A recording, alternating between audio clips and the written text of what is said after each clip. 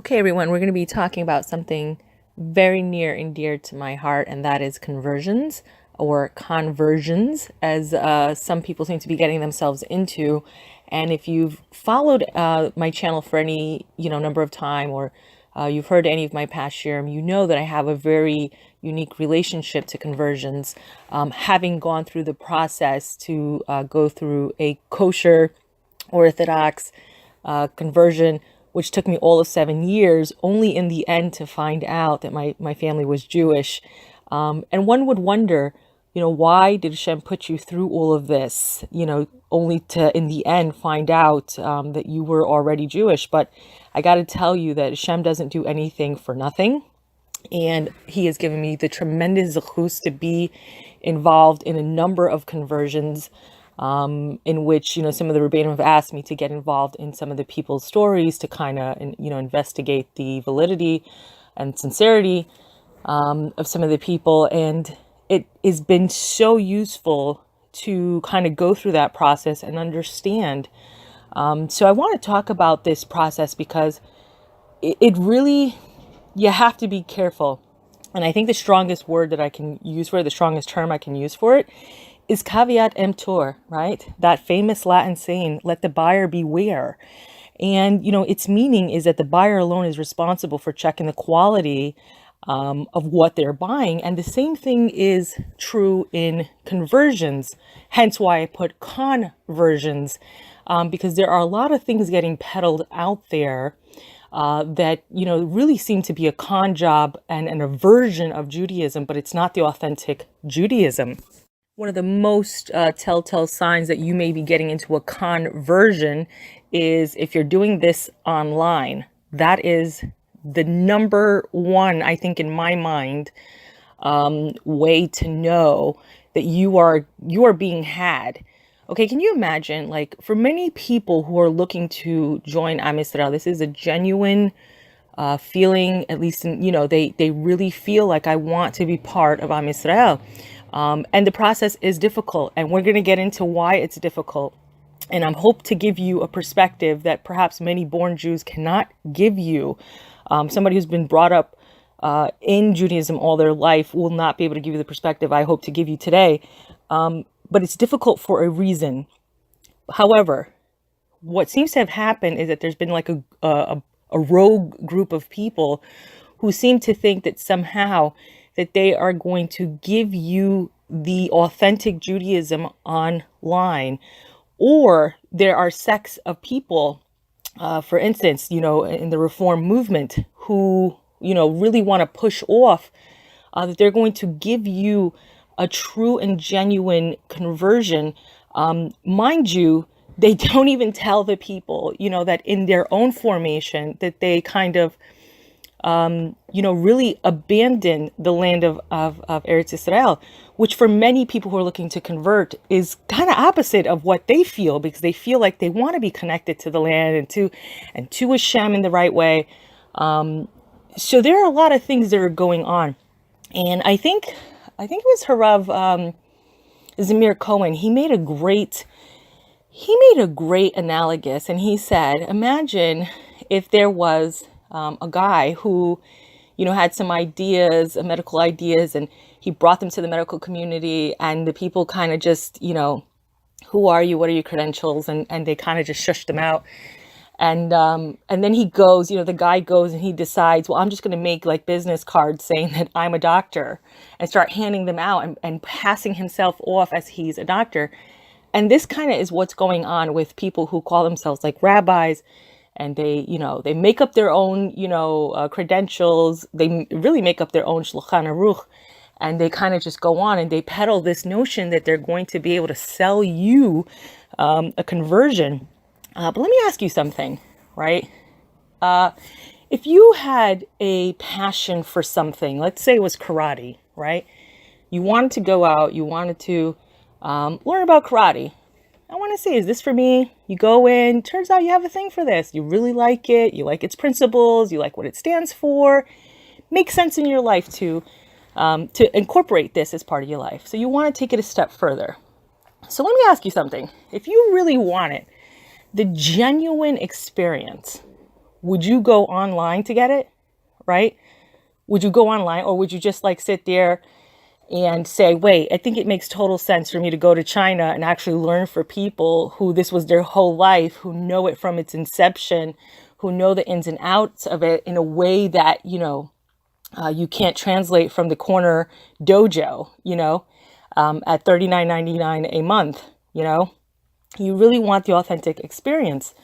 I would imagine it's the same thing with any kind of, like, if you were a chef, right? If you were a chef, and I'm gonna use China again, and you wanted to, really get into that niche of Chinese food, I don't think that the corner Chinese store is going to be the right place to find out about Chinese food. I think you actually have to go to China and actually have to learn about the food, what makes it special, the traditions, all those things that really kind of bring it to life. And it's the same thing with Judaism. And you cannot get that experience online. I'm sorry. You can't get it online. You have to actually be immersed in it. You have to be a part of it. You have to actually, really, really, really get a flavor day in and day out, year after year. You kind of have to really, really just become one with it. So Bliner, I'm hoping if I can find the clip of Rabbi Zamir Cohen talking about this, I'm hoping to attach this on. But let's say that you've gotten into and under the tutelage of a good kosher rabbi, and you're really starting to say, this makes sense for my life. The principles make sense. You're really feeling this draw to go into Am Yisrael. So now I want to give you another caveat emptor, which I think that perhaps, the people who are Balei Tshuva will probably understand this. And I think sometimes it's a little harder for people who have always been brought up in Judaism to accurately translate what it is like. But for those who were brought up as goyim, or for those who've been off the derech, there is something that happens when you go through the mikveh, right? And I'm going to speak specifically now for the people who are goyim, who are thinking about, taking on this process. I want to give you this warning. There's a reason why the Torah pushes you away 3 times. And oftentimes when I'm hearing, from the people that I've got involved with their conversion story, what I'm really looking for to hear is how they got to this point. And oftentimes, it's a telltale sign about, are they really ready for what it means to be a Jew? And I don't say this lightly. And I think that for even I've gone back to the people who I first started working with, who it's been, some time now, it's been some time, and their whole conversion process is really sunk in. And I hear it time and time again, not just from them, but also from people that I've not been involved with who went through the conversion process. And, I think I try my best to explain it, but it's almost like childbirth. You can explain childbirth, but until you've actually gone through it, there's a different scenario. And I know that many people oftentimes, they like to, say, well, I've been living like a Jew for X years and I've been doing everything. And that's all fine and well, but living like a Jew and actually being a Jew, there is a difference. And I know that some people who are going into that probably don't want to accept that, but there is a difference. And the difference is it's a tikkun process, right? So, what is the job of a Jew? What are we chosen to do? We're chosen to, do the tikkun process. And the tikkun process comes about by 3 ways. It comes by, Torah, mitzvot, and yisurim. And what's the yisurim? It's that hardship, right? And that is so synonymous with all of Am Yisrael. I don't think you can go back to anyone, even in the Torah, and you will see this correlation. There is some kind of yisurim that goes on. And so again, the difference is that once you go through the mikveh, now you are part of the tikkun process. So even though you've been living like a Jew and you've been doing all the things, to be quite honest with you, it is not the same, because even though you're doing all these things, they don't affect the tikkun process. So the Yetzer Hara, you don't really affect anything. So it's like you're not really a threat.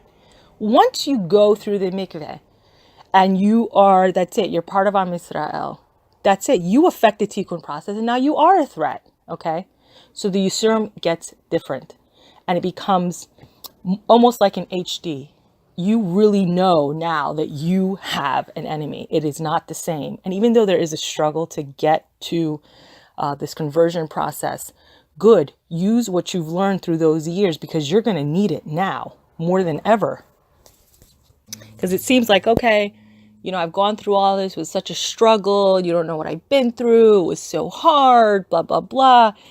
And, I often say, like, you have no idea what's coming your way, and I think that a lot of people, a common statement that also seems to follow this, of all the struggle, and then they start to say how, Jews are really throwing it away. They don't know what they have. And somehow they're coming with this perspective that they really get it. They get what, Judaism is about. How can the Jews not see this? And I really caution you about saying things like this. I caution you about saying things like this. And I got to tell you, I think that maybe 100% of the time, 100% of the time, of every convert or potential convert, I've heard this out of their mouth. I don't know that I've ever had, and maybe I have, but I don't know that I've had an experience where I did not hear this statement about, that Jews are throwing this away. And here's the warning I want to give to you, right? The warning is that prior to the mikveh, you are motivated by the reward of Olam Haba. You're motivated by the reward of a Jew. Once you get through the mikveh, you will soon understand the price of Olam Haba. Okay? You need to judge everyone favorably. You have to remember that the tikkun process involves that Yisurim. And that Yisurim, it's been going on generation after generation after generation. And that doesn't exempt, Jews from doing what they're supposed to do or fighting. What I'm telling you is that until you've walked that road of a Jew, you don't know what it is to be a Jew. You don't know what it is to be part of that tikkun process. And you will not know until you go through it. Even if I'm telling you, even if you think you get it in theory, until you go through it. One of the ways if the way I experience, how do I know if your conversion has been accepted in Shemaim? Your life will implode. The life as you know it will implode. It will not be the same. Even though you think I'm living like a Jew and I'm managing everything and everything seems to be fine, there is something that changes spiritually, and it affects everything. And I got to tell you, I had a story. I was asked to get involved with a very, very nice gentleman who had told me that he had gone through, I think he had a conservative conversion. I believe it was a conservative conversion. And he had said that he knew that somehow, like something didn't happen, something didn't connect. And he knew, like, it just wasn't a proper conversion. Can you imagine? Like, he knew. It just didn't, this wasn't it. Something didn't happen here. And so, Baruch Hashem, he went on to, pursue a proper kosher conversion. But, I'm telling you, there is something you can tell, right? You can tell when it's the good ones, when it's one of the good conversions. But one of the ways, and it's why I like to stay involved, as much as anyone who I've been involved with in their conversion will allow me, I love to stay involved, to kind of tell them and to kind of coach them. This is going to happen. And many people probably will not understand what it is like to go through that process, because you can remember what life was like when you were living like a Jew, but not as a Jew. And it is kind of different. And so this is why I think more than ever that perhaps on a subconscious level that you are pushed away, because it is so difficult. It is a very difficult. It's not insurmountable. Okay, let's get that straight. It's not insurmountable, but because you can remember, you will remember what it is.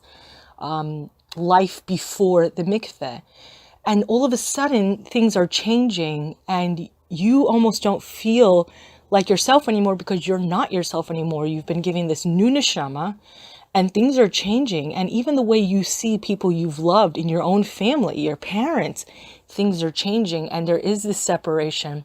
And you have to remember also that there is this kind of a loss even for the family members who they feel have lost, someone to the conversion.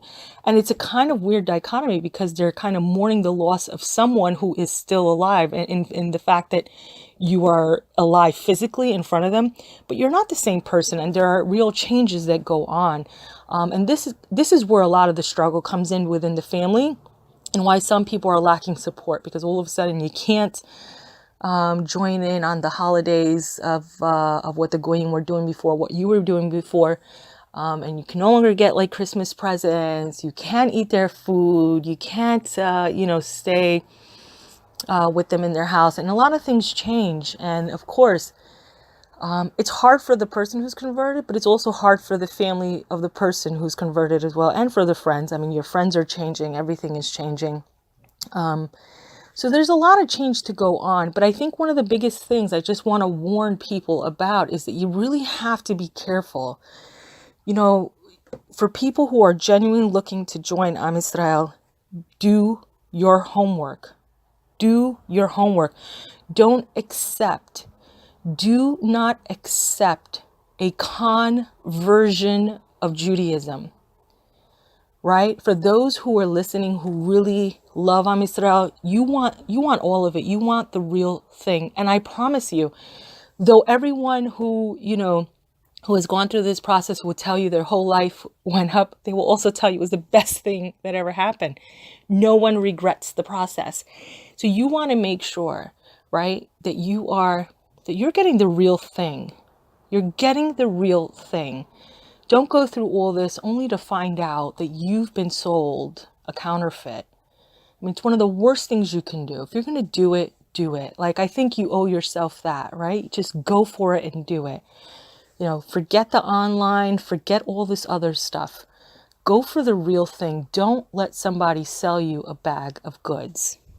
So that's it. That's my speech. And I'm so grateful for Borei Olam for allowing me the zechus to say this. I wish everyone on this journey, really, I pray that you will find a kosher, a kosher source for conversion.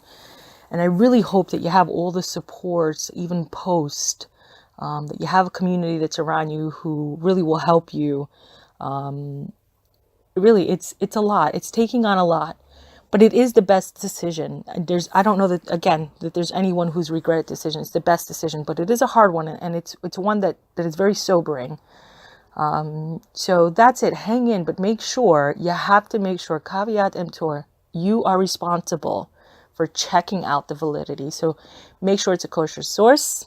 And for those of you who are in the process, we pray that Bezrat Hashem, you will be part of Am Yisrael, and you will help us with the tikkun process. But, always in love, judge everyone favorably. May Hashem judge you the same way. That's it. And I hope we'll all be together again soon. Bezrat Hashem.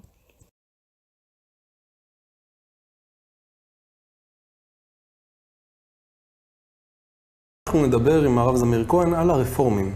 אותו חלק ביהדות שבאופן מסוים עצר מציאות חדשה. התפילות של הרפורמים מתקיימות במעורב, נשים וגברים. הם נוסעים בשבת, זאת אומרת לא שומרים שבת כהלכתה. אפילו רב הקהילה הרפורמית בגרמניה במאה ה-19 העביר את יום השבת ליום ראשון. זאת אומרת, נוצר פה משהו חדש ואנחנו רוצים בדיוק לברר מה זה בעצם. שלום לרב זמיר. שלום וברכה. האם הרפורמים הם זרם ביהדות, כמו החרדים, דתיים לאומיים וכו', או שהם משהו שקצת חרג מהיהדות? ברור שביהדות עצמה יש הרבה זרמים. יש חרדים, דתיים לאומיים, חסידים, ליטאים, אשכנזים, ספרדים, יש מגוון.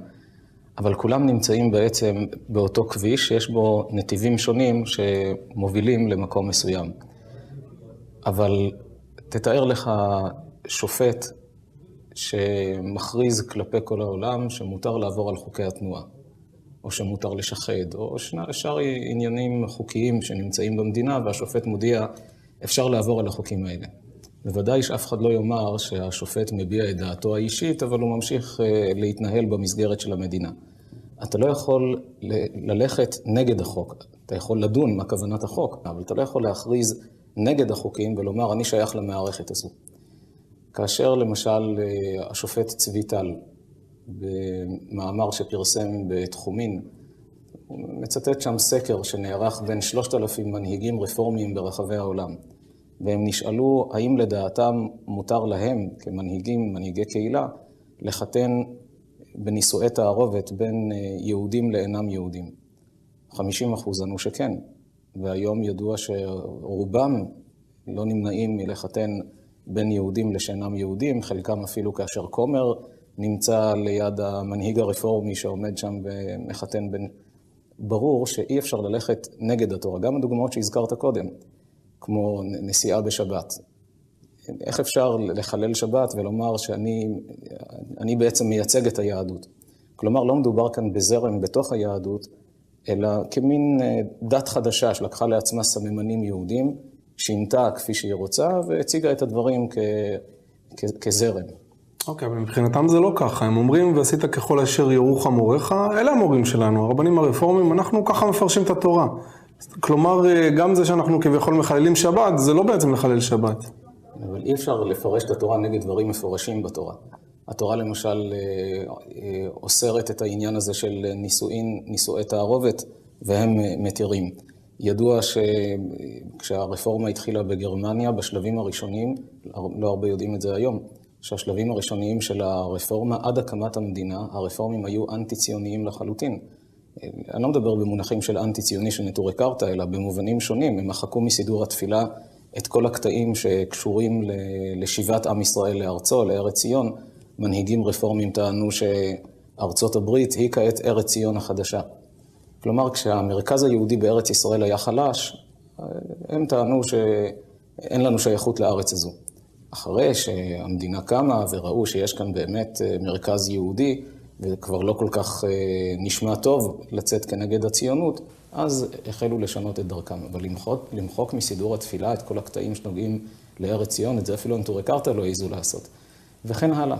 הנתונים האחרים מראים שהגישה היא לעוות את התורה, ולכן אולי אני אוסיף עוד דבר. כל המילה רפורמה, המונח הזה רפורמה, אמנם זו מילה שנשמעת מאוד מודרנית ומאוד מעניינת, אבל היא עצמה בעצם מבוססת על כפירה ביסודות היהדות.